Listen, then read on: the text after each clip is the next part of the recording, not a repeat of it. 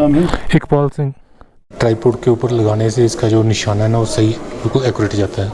ये है डोम टेंट जो इंडियन आर्मी यूज़ करती है जैसे ठंडी जगहों में। देखो अंदर पड़ा है बस एक स्लीपिंग बैग। ये एक साइड मॉडल है। इंडियन आर्मी साइड मॉडल तब बनाती है जब कोई ऑपरेशन लॉन्च करना हो या फिर ऑपरेशन करने के बाद किसी को डीप ब्रीफिंग देना हो। कैसे इंडियन आर्मी को पता चला कि पाकिस्तान ने हमारे सारे पोस्ट ऑक्यूपाई कर लिए। छोटी सी कहानी है, ध्यान से सुनिएगा। बटालिक में एक चरवा था जिसे बोलते हैं भेड़ बकरी चराने वाला। उसका नाम था ताशीराम गेल। क्या था? Good morning from Upchi. तो उपची से मैं 10 किलोमीटर पहले ही रुक गया था एक होम स्टे में कल शाम को। अगर आपको ये जानना है कि मैं यहाँ पर कैसे पहुंचा तो आपको मेरा पहला ब्लॉग देखना पड़ेगा। और अभी का ये सीन है कि अभी बज रहे हैं सुबह के 8:09। ठीक है, तो आज का प्लान ये है कि यहाँ से ले है 70 किलोमीटर जो कि 2.5 से 3 घंटे में कवर हो जाएगा। और 12 बजे तक वहाँ किसी होटल में चेक इन करके सामान रख के तो आज सिर्फ ले को एक्सप्लोर करेंगे। और अभी ब्रेकफास्ट करने जाते हैं दीदी के पास और फिर निकलते हैं। ठीक है, पर उससे पहले बाहर का सीन तो देखो, है ना मस्त। ब्रेकफास्ट आ गया भाई, ब्रेड बटर और कॉफ़ी।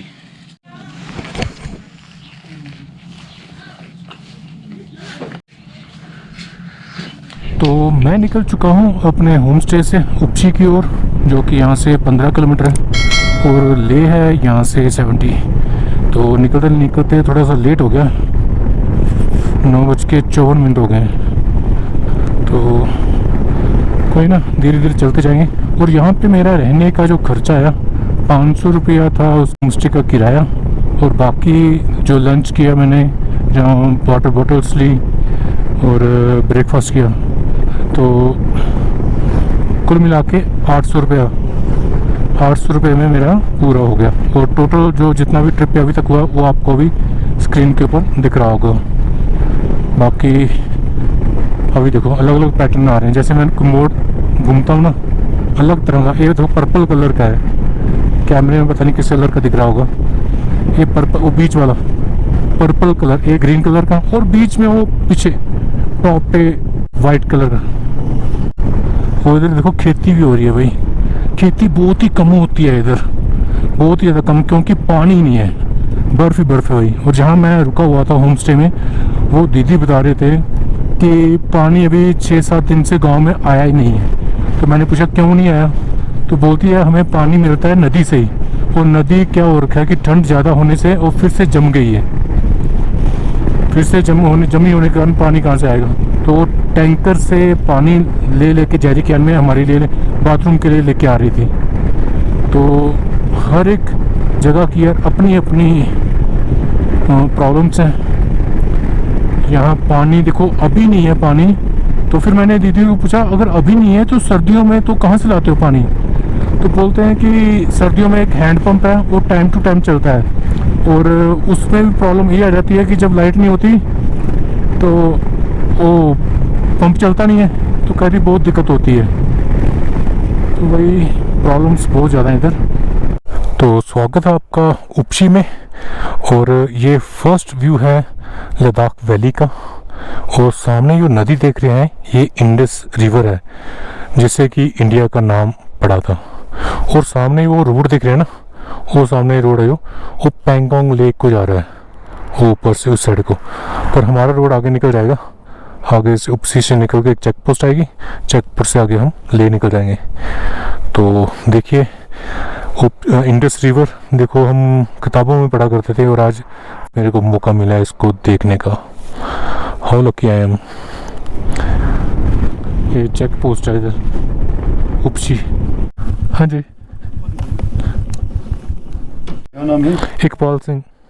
इकबाल? हाँ जी, ये लिखा। और यहाँ पे उन्होंने बस गाड़ी का नंबर लिखा है, कहाँ से आए हो, कहाँ जा रहे हो, फ़ोन नंबर लिखा, बस इतना ही लिखा। और ये इंडस रिवर के ऊपर से निकल रहा हूँ मैं अभी।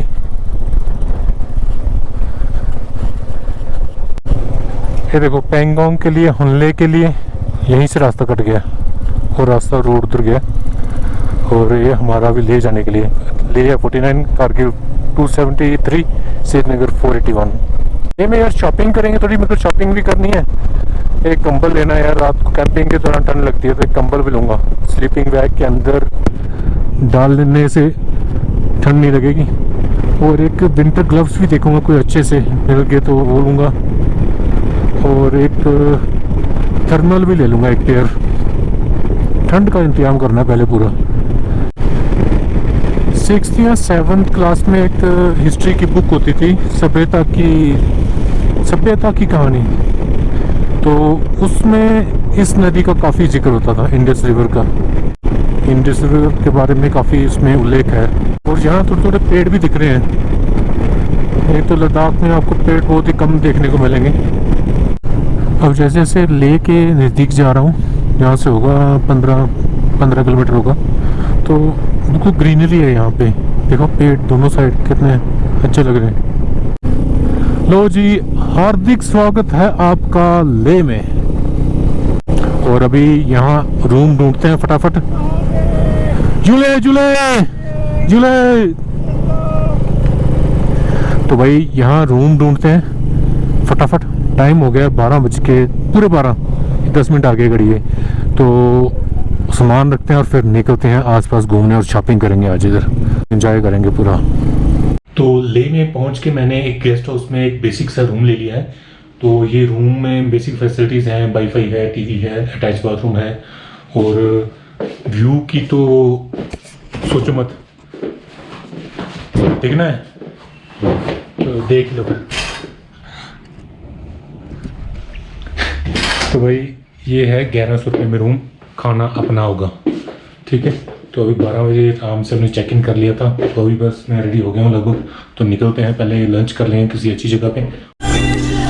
तो मैं रेस्टोरेंट में आया था, नज़दीक ही है जो अपने गेस्ट हाउस के, और मैंने मंगाया मटन और चावल।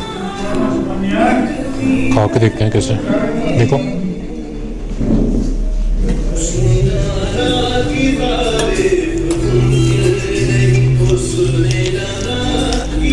जमी। So welcome to hall of fame. जैसा कि आज मैं बताया था आपको कि लोकल घुमाएंगे आपको। तो ये उन कारगिल वार में शहीद जवानों की याद में बनाया गया है। सो इसके लिए पहले मेरे को टिकट लेना पड़ेगा। एक उस साइड टिकट काउंटर है, टिकट काउंटर लेते हैं, फिर अंदर आपको दर्शन करवाते हैं हॉल ऑफ फेम के। सो 175 चार्जेस अभी ticket charges the hall of fame. Hello sorry, okay. ये मशीन गन है MG1A विद माउंट। ये ट्राईपोड माउंट होता है, क्योंकि थोड़ा हम भी यूज़ करते हैं, थोड़ा बहुत पता है। ये ट्राईपोड के ऊपर लगाने से इसका जो निशाना है ना वो सही बिल्कुल एक्यूरेट जाता है। ये है डोम टेंट जो इंडियन आर्मी यूज़ करती है, जैसे ठंडी जगहों में। देखो अंदर पड़ा है बस एक स्लीपिंग बैग, वाटर बोतल, और चूल्हा भी है और गैस भी है, और लालटेन भी लगी है, और पुरानी कैरोसिन वाली। इसके ऊपर एक और कवर आता है, वो भी लगाया नहीं इन्होंने। कारगिल वार का नाम सुना आपने? कहाँ सुना है? टीवी में, न्यूज में, मूवी में, सब जगह। हाँ, तो उसके बारे में कुछ एक पॉइंट बताऊंगा मैं आपको। शुरू कब हुआ, कैसे खत्म हुआ, कितनी तारीख को हुआ, और इसके अंदर क्या क्या है, सारी जानकारी आपको दी जाएगी। शुरू करने से पहले एक बार हमने जोश देखने जाता हूँ। जोश, कैसा जोश है आपके पास सुनने के लिए? अगर आप दिल से दिमाग सुनेंगे ना तो आपको ऐसा लगेगा आप यहीं पर लड़ रहे हैं। ऐसा बना दूंगा मैं, लेकिन आप ध्यान सुनना पड़ेगा आपको, ठीक है। शुरू करने से पहले एक सर बोलेंगे भारत माता की, बाकी बोलेंगे जय। जोश टाइप होना चाहिए, लगना चाहिए यहाँ पे कुछ हो रहा है। सो प्लीज शुरू कीजिए। भारत माता की जय, भारत माता की जय, भारत माता की जय। बहुत बड़े जोश सर आपका, लेकिन आपको बता दूं मैं कि भारत माता की एक ऐसा वर्ड है जो कि पॉकेट में हाथ डाल के या हाथ बांध के नहीं आता। कैसे होता है? जब आपको पता है फिर आपने बोला कि जब दोबारा सुनिए जोश टाइप। भारत माता की जय, भारत माता की जय, भारत माता की जय। कैसा लगेगा? इंडिया में लगा? चलिए ठीक है, शुरू करते हैं। सियाचिन कारगिल गैलरी में आप सभी का मैं हार्दिक स्वागत करता हूँ। इस कोने से लेकर वो लास्ट कोने तक 99 में जो वॉर हुआ था उसके तुरंत जितने ऑपरेशन हुए उनकी सारी संपूर्ण जानकारी आपको ऐसे पीछे बोर्डों से दी जा रही है। आप देख सकते हैं, पढ़ सकते हैं। आपके पीछे सियाचिन गैलरी, सियाचिन में एक जवान कैसे सर्वाइवर करता है, कैसे रहता है, उसके बारे में संपूर्ण जानकारी आप हमसे बाद में कुछ भी पूछ सकते हैं जो आपकी समझ में ना आ रहा हो। सामने शोकेस में रखे हुए कुछ वेपन्स है, वो वेपन्स है पाकिस्तान के, जो कि 99 के वॉर में इंडियन आर्मी ने क्या उसको कैप्चर किया था, वो भी आप देख सकते हैं। अगर मैं आपको बीच में कोई सवाल पूछूं तो मुझे मेरी लैंग्वेज में जवाब चाहिए। ओके, ऐसा मत बोल देना कि बगल वाले को भी सुनाई ना दे। सो प्लीज, ठीक है, शुरू करते हैं। ये एक साइन मॉडल है। इंडियन आर्मी साइन मॉडल तब बनाती है जब कोई ऑपरेशन लॉन्च करना हो या फिर ऑपरेशन करने के बाद किसी को डीप ब्रीफिंग देना हो। जैसे कि मैं आप सभी को दे रहा हूं डीप ब्रीफिंग, ध्यान से सुनिएगा प्लीज। जो रेड लाइन देख रहे हैं आप, ये रोड है, कोई कच्ची रोड और कुछ पक्के रोड जिसमें नेशनल हाईवे भी शामिल है। जो ब्लू कलर से आपको दिखाई दे रहा है ये रिवर है, कोई छोटे रिवर और कुछ बड़े रिवर। दो बड़े रिवर आ रहे चाइना से, इंडस रिवर और सिंगोर रिवर, जो चाइना से होता हुआ इंडिया की तरफ आ रहा है, और एक आ रहा है लास्ट में पीओके से सिगर रिवर, जो पीओके से घूमता हुआ इंडिया की तरफ आ रहा है। रेड लेटर में कुछ एक नाम लिखे हुए हैं, रेड लेटर में, जैसे गुलतारी, गोन, मतियार, बिजोट और मरोल, वो है पीओके के कुछ एक गांव जो कि अभी पीओके में वहां पर मौजूद है। जो एरो मेरे तरफ इंडिकेट कर रहा है, मेरे को देख रहा है, वो है एलओसी। एलओसी का फुल फॉर्म क्या है? Line of control. लाइन दिया बिल्कुल भी। Line of control. 99 के वार से पहले इंडिया और पाकिस्तान के बीच में एक एग्रीमेंट, एक समझौते में सिग्नेचर साइन हुआ था कि ज्यादा बर्फ पड़ते समय यानी विंटर्स के दौरान में कोई भी सेना ऊपर पोस्टों पे नहीं जाएगी, ना इंडियन आर्मी और ना ही पाकिस्तान के रेंजर्स। उनको रेंजर्स बोला जाता है। क्या बोला जाता है? रेंजर्स। एग्रीमेंट के हिसाब से इंडियन आर्मी नीचे बेस पे डाउन हो गया, लेकिन पाकिस्तान ने ऐसा नहीं किया।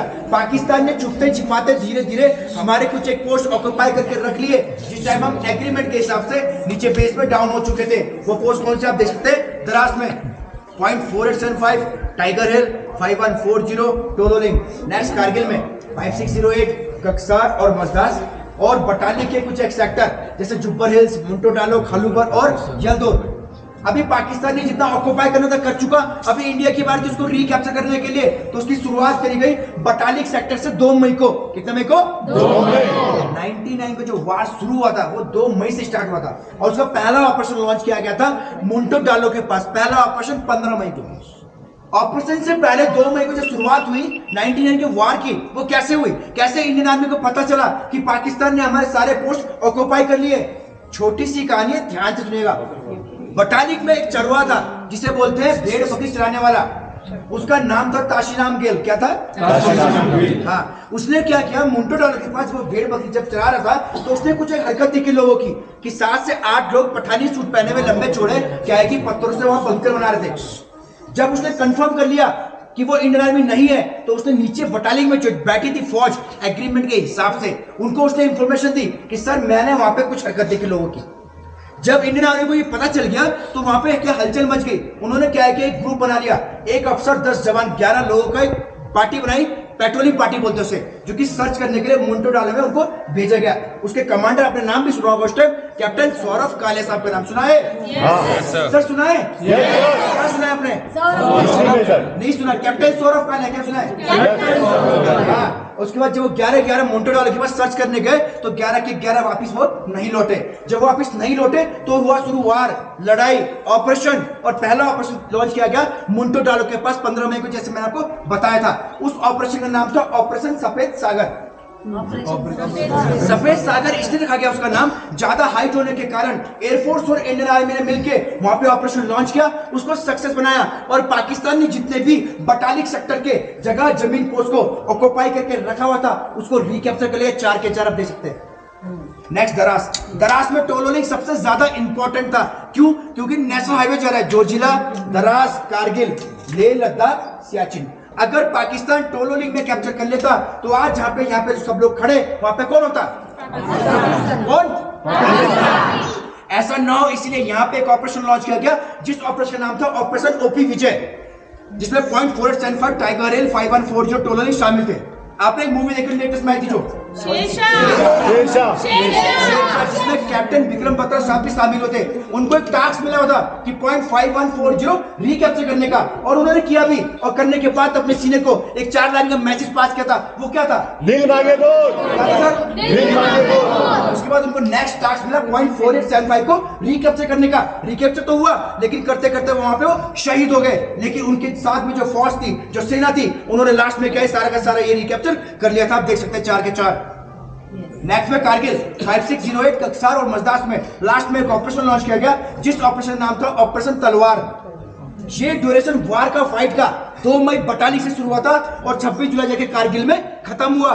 पाकिस्तान ने जितने भी जगह जमीन पोस्ट को ऑक्युपाई करके रखे थे हमारे, उसको रिकैप्चर करने के लिए इंडियन आर्मी को कम से कम 3 महीने का टाइम लगा। लेकिन उस 3 महीने के दौरान में सारा का सारा रिकैप्चर कर लिया गया। पाकिस्तान यहां से एक टुकड़ा भी अपने साथ नहीं ले गया। इसीलिए इंडियन आर्मी 26 जुलाई को विजय दिवस मनाती है। Thank you. जय हिंद। तो हॉल ऑफ फेम विजिट करने के बाद मैं चला गया लोकल मार्केट में थोड़ी परचेसिंग करने के लिए, और सबसे ज़रूरी काम कि इनर लाइन परमिट बनाने थे वो मैं बनवा के ले आया हूँ, क्योंकि पहले हमें इसकी ज़रूरत नहीं पड़ती थी। जब जे स्टेट और लद्दाख एक ही होते थे तो हमें, जैसे मैं जे का सिटीजन हूँ, तो मेरे को बनाने की ज़रूरत नहीं पड़ती। बट अभी लद्दाख एक अलग ड्यूटी बन गई है इंडिपेंडेंट, तो हमें भी परमिट बनाने की ज़रूरत पड़ती है।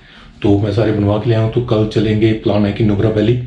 तो आज का ब्लॉग मैं यहीं ख़त्म करता हूँ। अगर मेरा ब्लॉग ये आपको अच्छा लगा हो तो लाइक करिएगा, अगर चैनल पर नहीं है तो सब्सक्राइब करिएगा। तो मिलते हैं अपनी अगली नेक्स्ट वीडियो में। Till then take care, bye bye. जय हिंद, जय भारत।